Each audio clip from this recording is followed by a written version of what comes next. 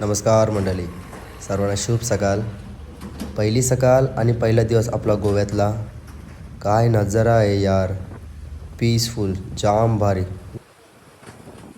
रूममध्ये बसून बसून बोर झालो होतो, तर मी नाश्ता करून निघालो वॉकला.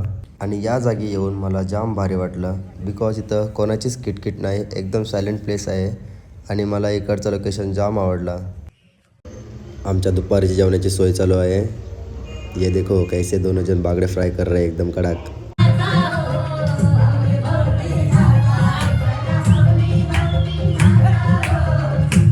तर चला, आता आम्ही निघालोत फिरायला. आणि तुम्हाला पण गोव्याला फिरायला यायचं असेल तर ऑफ सीझनला या, बिकॉज सीझन चालू असताना जाम गर्दी असतो. ऑफ सीझनला तेवढा काय वाटत नाही. मी आता पोचलो आहे मंगेश टेम्पलला. हा टेम्पल गोव्यामधला खूप प्रसिद्ध टेम्पल आहे. तुम्हाला जर या मंदिरामध्ये जायचं असेल तर बॉईजला फुल पॅन्ट घालून जा, बिकॉज इकडं हाफ पॅन्ट नाही अलाउड बॉईजला, आणि गर्ल्सला शॉर्ट कपडे नाही अलाउड. आणि जर तुम्हाला या मंदिरात दर्शन घेण्यासाठी जायचं असेल तर इकडचा सकाळी टायमिंग आहे, सकाळीचे 6:30 ते रात्रीचे 9:30पर्यंत ओपन असतो हा मंदिर.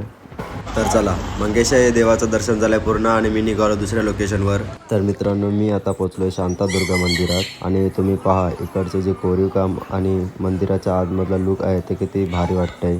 ह्या मंदिराचं काम 1730ला चालू केला आणि पूर्ण 8 वर्षात हा मंदिर कंप्लीट केला.